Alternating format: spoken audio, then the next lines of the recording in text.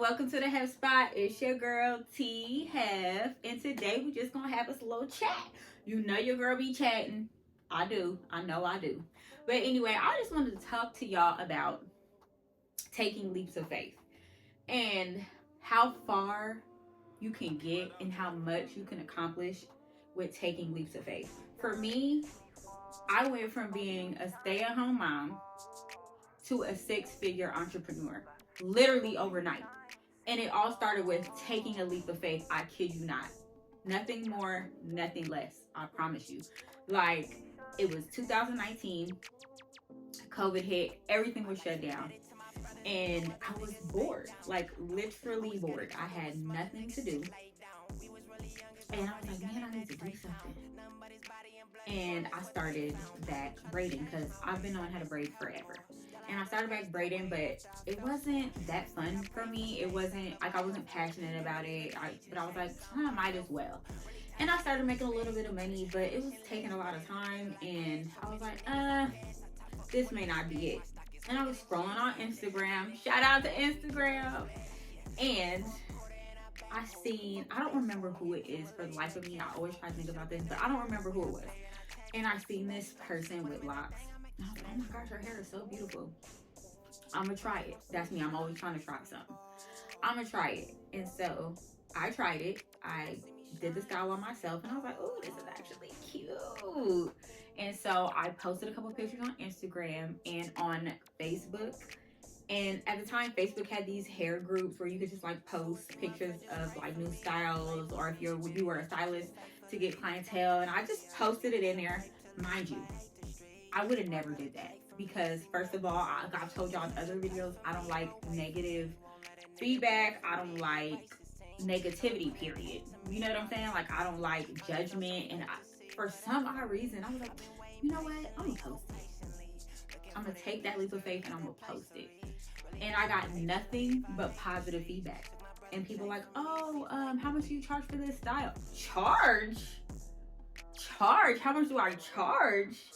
And I was like, oh, I could make money doing this? Imagine, I have never done this before. I have always done it on myself.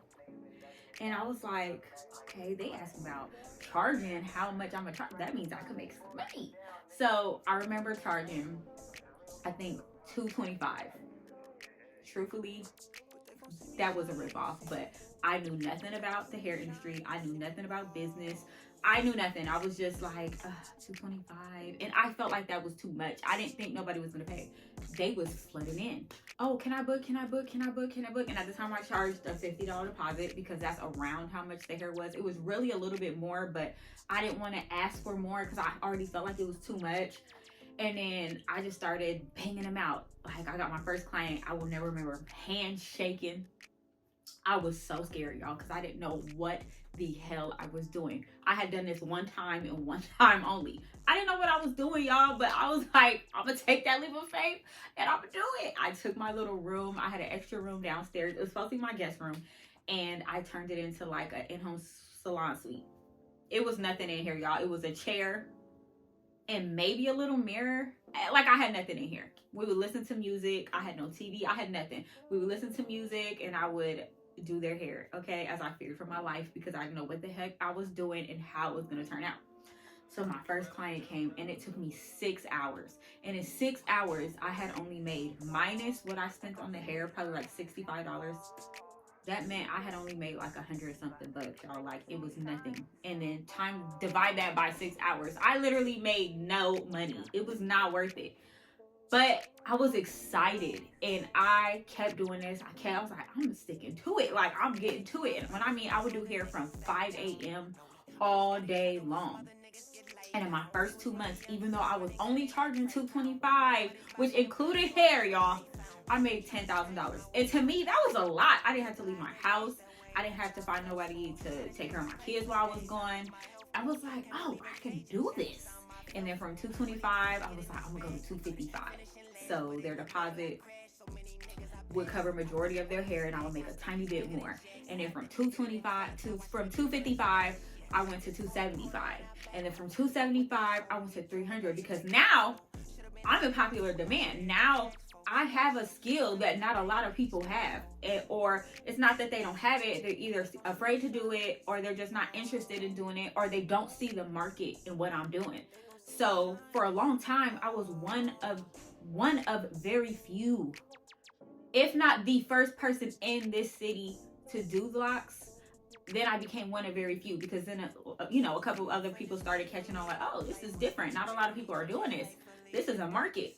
And then I just started increasing my prices, because not only because I felt like I was worth it, the economy also changed. Supplies cost more. Things that you were paying $5 for back then, now they're 10. Jam used to be $3, now it's 8. Foam used to be $7.99, now it's $15.99. So you also have to add that in, of course, but you also need to start charging your worth. So I started at $225. Then to $255, then to $275, then I went to $295, then I went to $300, then I went to $315, and then I started adding more styles. And now, for a style I used to charge $225 for, is $300. And then new styles that I've added that I started at $285, I'm now charging $400 for. And then for styles that I've elevated and made bigger and better, they go upwards from $400, $450, $550, $750. My point is that everybody is not going to pay that, of course, but there are those who recognize your talent, who appreciate you, and they will pay what you're worth. I know what I'm worth, and I'm going to charge my worth. And if you can't afford it, that's fine. But my ultimate thing is, what I'm trying to tell y'all, is that I started from a leap of faith, right? And I started from literally nothing. I had no idea what I was doing. I was scrambling around trying to find where I was going to buy this hair from. I was a mess. But I never showed that on the outside. Anybody who came in here and sat in my chair never knew that they was my first client, or my second, or my third. Like, they had no idea, because even though I appeared confident, your girl was shaking in her boots. Like, literally handshaking, because I had no idea what I was doing. Things that took me 6 hours and I was only making $225 now take me 2.5, and I'm making $300, $400, $500. Like, people don't understand the value of stepping out on faith and removing fear from your lifestyle, and using I'm afraid out of your vocabulary, and using things like I can. I know it sounds so cliche, like, oh, I can. No, you can. Like, anything you want to do, you can do, literally.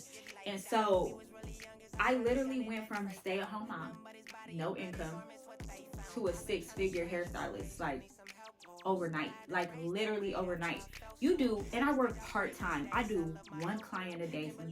You can do one client a day, 5 days a week. That's tops for me, 3.5 hours, maybe 4, if y'all want to come in here with hair down to your booty and stuff. But 3.5, 4 tops. And I'm a six-figure hairstylist. Say I average, because styles differ in pricing, so let's say between my lowest and my highest, I average $400 5 days a week. Times that by 52 weeks, and that's doing the bare minimum.